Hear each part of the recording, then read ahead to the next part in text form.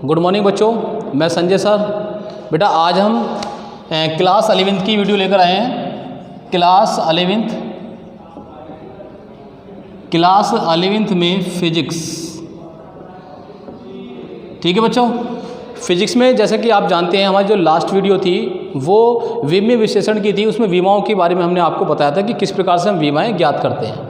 और आज की जो वीडियो हमारी होने वाली है उन विमाओं की एप्लीकेशंस की होने वाली है। मैंने बताया था ना कि आपको किस प्रकार से हम इन विमाओं को यूज करते हैं वो सिखाएंगे हम। ठीक है बेटा, तो अब बात करते हैं विमाओं की एप्लीकेशंस की। ठीक है, तो यानी कि एप्लीकेशन एप्लीकेशंस ऑफ डायमेंशंस।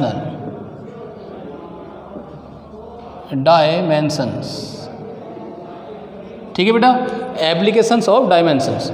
अब हम इनकी विमाएँ जो थी हमारी उनके अनुप्रयोग की बात करेंगे। इसकी हिंदी होती है विमाओं के अनुप्रयोग। ठीक है, क्या होती है इसकी हिंदी? विमाओं के अनुप्रयोग। ठीक है बेटा, ये विमाओं के अनुप्रयोग देखेंगे। जो सबसे पहला हमारा अनुप्रयोग है विमा का वो कौन सा होता है? वो होता है कि किसी भौतिक राशि की मात्रक को यानी कि एक पद्धति से दूसरी पद्धति में किस प्रकार से बदला जाता है। ठीक है, ये पहला अनुप्रयोग है। दूसरा है मात्रकों का संतुलन। ठीक है, तो बेटा सबसे पहला जो हमारा इसकी जो एप्लीकेशन है वो क्या है इसको देख लेते हैं। तो लिखेंगे हम इसमें सबसे पहली एप्लीकेशन। बेटा इसको नोट कर लेना जो मैंने भी लिखा था, क्योंकि एप्लीकेशन चल रही है ये। तो पहली एप्लीकेशन क्या है? First application. ठीक है बेटा, तो फर्स्ट एप्लीकेशन कौन सी लिखेंगे हम? किसी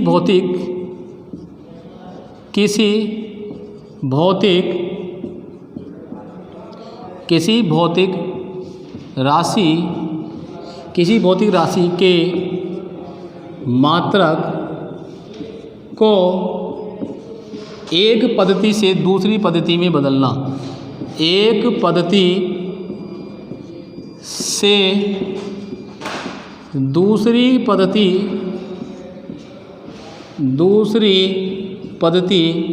ठीक है में बदलना। दूसरी पद्धति में बदलना।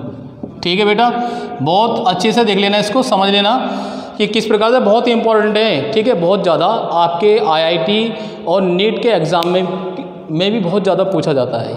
ठीक है बेटा, तो इसको देखते हैं किस प्रकार से हम बदलते हैं। देखो टॉपिक हमने लिखा है किसी भौतिक राशि के मात्रक को एक पद्धति से दूसरी पद्धति में बदलना।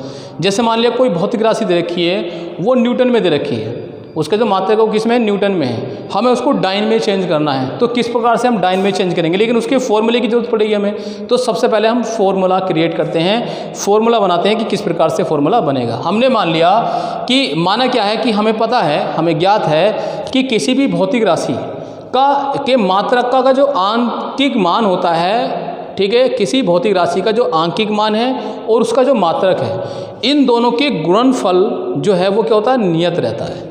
किसी भौतिक राशि का, ध्यान से सुन लो, इसको नोट भी कर ले अपनी कॉपी में, कि किसी भौतिक राशि का आंकिक मान और उसका मात्रक का गुणनफल क्या रहता है? नियत रहता है। अर्थात हम ये कह सकते हैं कि जो भी हम भौतिक राशि ले रहे हैं उसका जो मात्रक है, अगर कितने भी पद्धति में हम इसको बदलते चले जाएं, सब कैसा रहेगा? नियत रहेगा। लेकिन वो नियत किस प्रकार से रहेगा इसको हम फॉर्मूले में यूज करते हैं। हमने मान लिया कि माना किसी भौतिक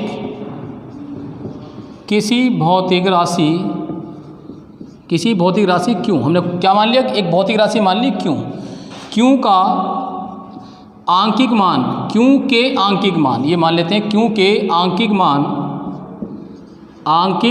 मान कितने हो जाएंगे? n1 एंड या व n2 हैं। ठीक है, ये हमने मान लिए। और मात्रक क्या है? u1 व u2 हैं, ये हमने मान लिए।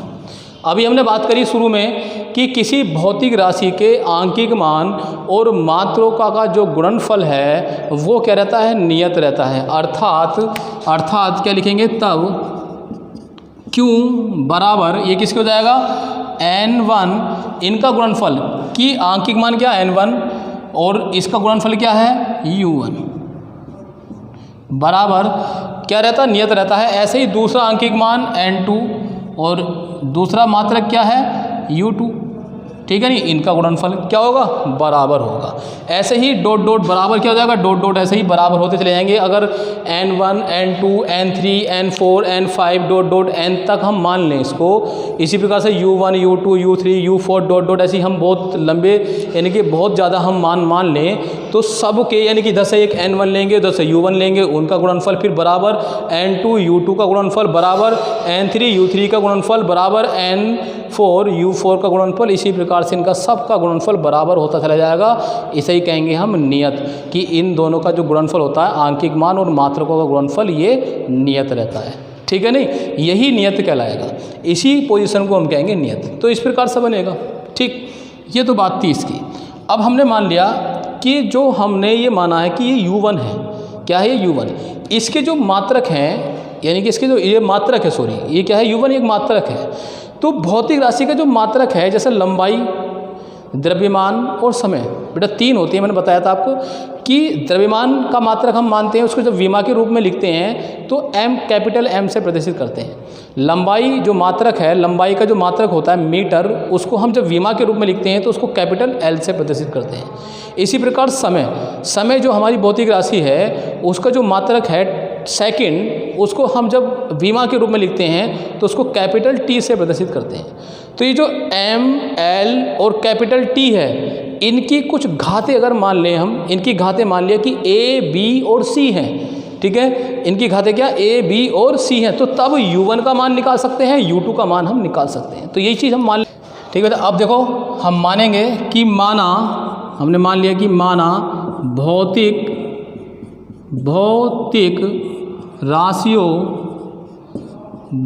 राशियों कौन कौन सी भौतिक राशि, द्रव्यमान कोमा लंबाई तथा समय के मात्रकों की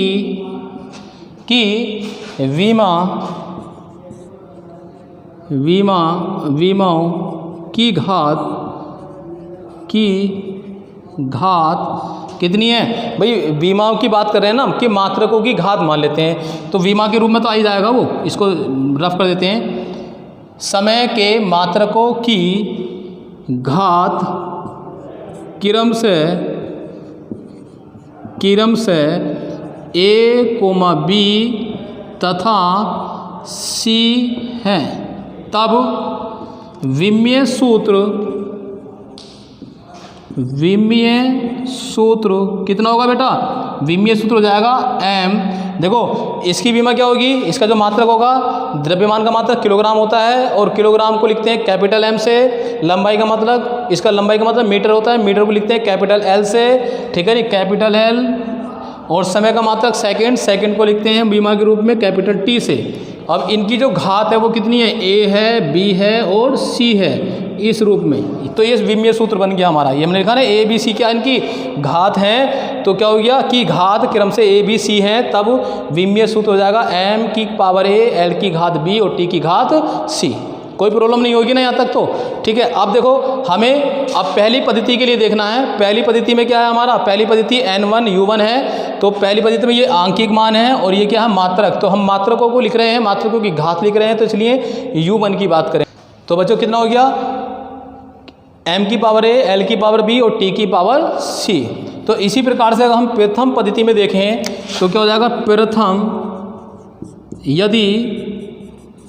प्रथम पद्धति में द्रव्यमान कोमा लंबाई तथा समय के मात्रक क्रम से कितने हो बेटा, इसको नोट भी करते रहना, ठीक है, हाथों हाथ, कितने क्रम से m1 L1 तथा T1 हो तब, ठीक है नहीं, तब कितना हो जाएगा u1, तो प्रथम पद्धति का कौन सा u1 है, ठीक है ना। तो u1 बराबर हो जाएगा m1 की पावर a, ठीक है, और l1 की पावर b और t1 की पावर c, ये आ जाएगा। कोई प्रॉब्लम आपको? फिर इसके बाद द्वितीय पद्धति के लिए देखेंगे हम। द्वितीय पद्धति कौन सी है हमारी, ये वाली है। इसको मैं रफ कर देता हूँ, नोट कर लिया होगा आप लोगों ने ये, ठीक है, नोट कर लेना सब कुछ ये। अब इसको ऊपर से रफ कर देते हैं।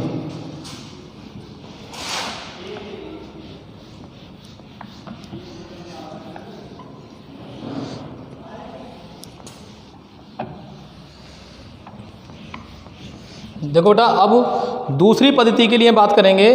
तो द्वितीय पद्धति के लिए यदि दूसरी पद्धति में यदि दूसरी पद्धति में द्रव्यमान कोमा लंबाई तथा समय के मात्रक क्रम से, ठीक है नहीं, के मात्रक क्रम से कितने हो बेटा, m2, L2 तथा T2 हो, तब, ठीक है नहीं। जो हमने विमीय सूत्र लिखा था, तो वो विमीय सूत्र U2 इक्वल टू कितना हो जाएगा, तब U2 इक्वल टू m2 की पावर a, L2 की पावर b और T2 की पावर c हो जाएगा। ठीक है बेटा। अब जो हमने समीकरण नंबर 1 मानी थी, ऊपर एक सूत्र था हमारा, तो सूत्र क्या था कि सूत्र था कि कितना था, n1 यानी कि q is equal to n1 u1 is equal to n2 u2, ये था ना सूत्र। ठीक है बेटा, तो इसमें रख देंगे ये वाले मान, u1 का मान यहाँ से उठा कर रख देंगे यहाँ पर, और u2 का मान यहाँ से उठाकर यहाँ रख देंगे। ठीक है, तो कितना हो जाएगा, इसको तो ले लेंगे क्योंकि इसके बराबर तो दोनों हैं, इसी के मात्रक हैं दोनों। तो n1, तो u1 का मान कितना है हमारा, यहाँ से उठा कर रख देंगे, कितना है m1 L1 की पावर b T1 की पावर c बराबर n2। अब देखो u2 का मान कितना है, यहाँ से उठा कर रख देंगे m2 की पावर a L2 की पावर b T2 की पावर c। ठीक है बेटा, ये रख दिया हमने, कोई दिक्कत यहाँ पर, कोई दिक्कत नहीं है। ठीक है, ये सूत्र बन गया। अब देखो इसका सूत्र बनाना है हमें। सूत्र कैसे बनाएंगे कि n2 को हम पहले लेंगे, ठीक है, n2 बराबर, तो n2 हमने ये ले लिया, तो ये जो मान है, ये वाले मान कहाँ पहुँच जाएंगे, इसके नीचे पहुँच जाएंगे। अब हम देखो नीचे वाली चीज़ को रफ कर देते हैं, ये भी आपने नोट कर लिया होगा। ठीक है बेटा, सब कुछ नोट करते चलाना, अगर नोट नहीं किया है तो आप पीछे वीडियो को बैक कर करके आप उसको नोट कर सकते हैं। ठीक है, तो अब देखो n2 बराबर क्या होगा, देखो n2 हमने यही रहने दिया, तो ये सब मान कहाँ पहुँच जाएंगे, इसके बटे में पहुँच जाएंगे। तो n1 तो इधर गुणांक में आ जाएगा n1, ठीक। अब बटे में क्या जाएगा, देखो m1 के बटे में m2 पहुँच जाएगा जब इधर जाएगा, L1 के बटे में L2 पहुँच जाएगा इधर जाएगा, T1 के बटे में T2 पहुँच जाएगा जब इधर जाएगा। तो ये m1 ऊपर आ गया, ठीक है, की पावर a बटे m2 इसके नीचे आ गया, m2 की पावर a। ठीक, इसी प्रकार से ऊपर देखेंगे L1 की पावर b और बटे में आ गया L2 की पावर b। इसी प्रकार T1 की पावर c और T2 की पावर c, ये आ गए। अब इसको अलग अलग करके लिख लेंगे, n1 n2 बराबर n1, तो क्या लिखा, देखो हमने अलग अलग करके लिख दिया इसको, m1 बटे m2 की पावर, देखो दोनों पे ये है तो बाहर लगा दी हमने पावर a, ठीक, गुणा। अब देखो गुणांक में है सब, तो L1 बटे L2 की पावर, इसकी पावर कितनी, यहाँ भी b है और यहाँ भी b है, तो हमने b बाहर ले लिया। कोई दिक्कत यहाँ पर, कोई प्रॉब्लम नहीं होगी। ठीक है, अब ऐसे ही T1 बटे T2 की पावर c लिख दिया, क्योंकि दोनों की पावर कितनी है, c है, बटे में है, तो दोनों की पावर कितना हो गया, c हो गया। ये फॉर्मूला बन गया बेटा। ठीक है, ये कौन सा फॉर्मूला बन गया, ये बन गया कि एक पद्धति से दूसरे पद्धति में चेंज करना, किसी भौतिक राशि के मात्रक को एक पद्धति से दूसरे पद्धति में चेंज करना, किस प्रकार से हम चेंज करते हैं, ये फॉर्मूला हम यूज करेंगे। ठीक है बच्चों, आपको क्लियर हो गया होगा कि कैसे हम यूज करते हैं, बहुत ही इंपॉर्टेंट है। ठीक है, नोट कर लो इसको इतना भी। अब इसका एक एग्जाम्पल लेते हैं, एग्जाम्पल देखते हैं। ठीक है, उसको भी देखना बीच में बेटा, वीडियो को स्किप मत करना, पूरी वीडियो देखना, ठीक है। अब देखो ज़रा किस प्रकार से हम इसका यूज करते हैं। इस फॉर्मूले को हम रफ नहीं करेंगे, इसको हम ऐसे ही रहने देंगे क्योंकि इसका हमें यूज करना है, ठीक है। एक हमने एग्जाम्पल मान लिया कि मान लें कि कोई भौतिक राशि है, ठीक है, कोई भौतिक राशि है, उस भौतिक राशि का जो मात्रक है वो कितना, 1 न्यूटन है, ठीक है। कितना है उसका मात्रक, 1 न्यूटन। उसको हमें डाइन में बदलना है। या बेटा इसको नोट कर लो, विमीय विधि से 1 न्यूटन को डाइन में परिवर्तित कीजिए, जबकि न्यूटन MKS पद्धति में तथा डाइन CGS पद्धति में बल का मात्रक है। ये एग्जाम्पल है, नोट कर लिया होगा आपने, ठीक है। अब इसको हम चेंज करते हैं। कैसे चेंज करते हैं, देखो हमने माना क्या है, न्यूटन की बात करी हमने, तो किसका मात्रक है, न्यूटन, बल का मात्रक है। तो बल की जो विमा होती है, बल की विमा, तो हमें किस में चेंज करना है, न्यूटन से, यानी कि 1 न्यूटन को किस में चेंज करना है, डाइन में बदलना है हमें, ठीक है, नहीं, डाइन में बदलना है, ठीक। न्यूटन किसका मात्रक है, बल का, तो बल की जो विमा है वो कितनी होगी, बल की विमा होगी, सॉल्यूशन कर रहे हैं हम ये, ठीक है। किस में क्या कर रहे हैं हम, सॉल्यूशन। तो देखो ज़रा, बल की विमा होती है mLT⁻², ये हमने लिखी थी, बात समझ में आ गई नहीं। बल की विमा कितनी, mLT⁻², ये बल की विमा है। तो ये क्लियर हो गया आपको। अब इसी का यूज करना है इसमें, ठीक है। हमें क्या, m1/m2 L1/L2 T1/T2 इसके रूप में हमें चेंज करना है। तो अब क्या करेंगे हम, तो N2 हमें N1 देखना है, N1 में चेंज करना है N2 को। तो क्या लिखेंगे, सूत्र है हमारे पास, सूत्र है, ठीक है, कितना, N2 बराबर N1, ठीक। अब हम इसकी जगह चेंज करते चले जाएंगे। देखो ऊपर क्या है M1, नीचे क्या है M2, तो यहाँ पर क्या है M1/, देखो कोई घात है यहाँ, एक घात है, जहाँ पर घात नहीं होती है 1 होती है, और t की घात कितनी है, -2। तो जहाँ a b c है, इनकी घात जो हो जाएगी वो यहाँ से लिख देंगे, कोई दिक्कत, ठीक है। तो क्या लिख दिया हमने, M1/M2 की घात कितनी है, 1, तो घात कोई है नहीं, तो 1 लिख दिया हमने यहाँ पर। इसी प्रकार से L1/L2 की घात कितनी है, 1 गुणा, ठीक है। फिर इसी प्रकार से T1/T2 की घात कितनी है, -2, ये हमने यहाँ से लिख कर लिखा है। जो बल की विमा है उस विमा को देखकर हमने ये परिवर्तित कर दिया, जहाँ जहाँ घात है वहाँ घात हमने लिख दी है, कोई दिक्कत नहीं, ठीक है। अब हमने क्या करा, देखो N2 ऐसे ही रहेगा N1। अब देखो इसको हम रफ कर देते हैं, सूत्र का तो यूज हो गया, अब इसको बदलते हैं। किस में था, न्यूटन में था ना, तो न्यूटन को किस में बदलना है हमें, डाइन में। न्यूटन को किस में बदलना है, डाइन में बदलना है। तो इसका मतलब न्यूटन कहाँ आएगा, पहले, और डाइन कहाँ आएगा, नीचे। तो वही चीज़ लिखेंगे हम। तो देखो ये क्या है, द्रव्यमान की विमा है, यानी कि द्रव्यमान की विमा के रूप में लिखा हमने, मात्रक है। तो इसका मात्रक क्या है, किलोग्राम, द्रव्यमान का मात्रक ये तो होता है किलोग्राम बटे M2 किस में लिखा जाएगा, डाइन में चेंज कर रहे हैं, तो डाइन क्या होता है, ग्राम, ठीक है बेटा। ये किस में लिखा हमने मात्रक, ये न्यूटन में है, किस में है, ये न्यूटन में, और हमें किस में बदलना है, डाइन में। तो अभी तक न्यूटन चल रहा है, तो ग्राम की पावर कुछ नहीं है, फिर ऐसे ही गुणा। देखो लंबाई का मात्रक क्या, मीटर, तो ऊपर तो मीटर आ गया, SI पद्धति में, MKS पद्धति में मीटर, और बटे नीचे क्या, CGS पद्धति में L2 है हमारा, मीटर है सेंटीमीटर। इसी प्रकार से गुणा। अब देखो T1 समय तो दोनों में सेकंड ही होता है, तो सेकंड बटे सेकंड, तो ये तो सेकंड ही हो जाएगा, इसमें तो कोई चेंजिंग आएगी ही नहीं, सेकंड, ठीक है बेटा, सेकंड की पावर -2, कोई प्रॉब्लम नहीं है ना यहाँ तक, ठीक है। अब इसके बाद देखो MKS पद्धति में हमने ये बदल लिया, और ये CGS पद्धति वाला नीचे वाला, ठीक। तो ये भी क्या, अब तक न्यूटन है, न्यूटन। अब हम इसको डाइन में बदलना है, तो डाइन में कैसे बदलेंगे, तो ये तो N1 ऐसे ही रहेगा, ठीक है। कितना दे रखा है, N1 का मान जो दे रखा है यहाँ पर 1 न्यूटन दे रखा है, क्योंकि आंकिक मान ये है और मात्रक ये है न्यूटन, ठीक है। नहीं, आंकिक मान क्या है 1 और मात्रक ये, तो आंकिक मान कौन से हमारे ये है ना, N1 और N2 क्या आंकिक मान है। तो यहाँ पर लिख दिया कि परंतु N1 बराबर 1 दिया है, क्या है ये दिया है, ठीक है। तो N2 बराबर 1, इसकी जगह लिख दिया हमने 1। अब देखो किलोग्राम को किस में चेंज करेंगे, ग्राम में। तो नीचे ग्राम है तो ग्राम 1 किलोग्राम में कितने ग्राम होते हैं, 1000। तो 1000 ग्राम, 1000 ग्राम बटे ग्राम, ठीक है बेटा, ध्यान से देख लेना, ग्राम, ठीक। ये बदल दिया हमने, गुणा।